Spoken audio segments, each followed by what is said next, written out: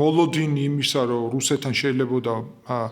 მოკავშირეობის ჩამოყალიბება, აღმოჩნდა შეცდომა. და ეს არ არის ჩემი შეფასება, ეს არის ფაქტები. მოდი მივყვეთ ამ ფაქტებს, ხო? მივხვდეთ იმისა, რომ სომხეთი ძალიან დიდი რუსეთის წინააღმდეგობით პირველ ეტაპზე, მაგრამ მერე როცა უკვე დაიწყო სომხურმა მხარემ გამარჯვება ყარაბაღში,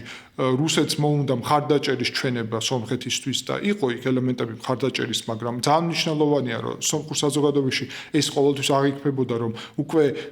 სომხური ძალების გარდამტეხი ცვლილებების მერე რუსეთს დასჭირდა ასეთი პროსომხური პოზიციის ვითომ დაჭერა, ანუ ესეთი შთაბეჭდილება და მოსაზრება არის სწორედ სომხურ საზოგადოებაში და არა პირიქით,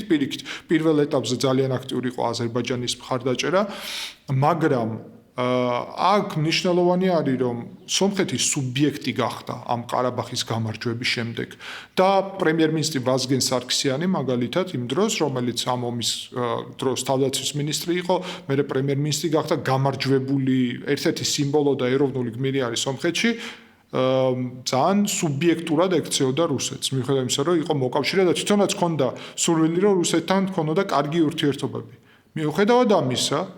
1999 წელს რუსეთმა დაგეგმა და განახორციელა სომხეთში,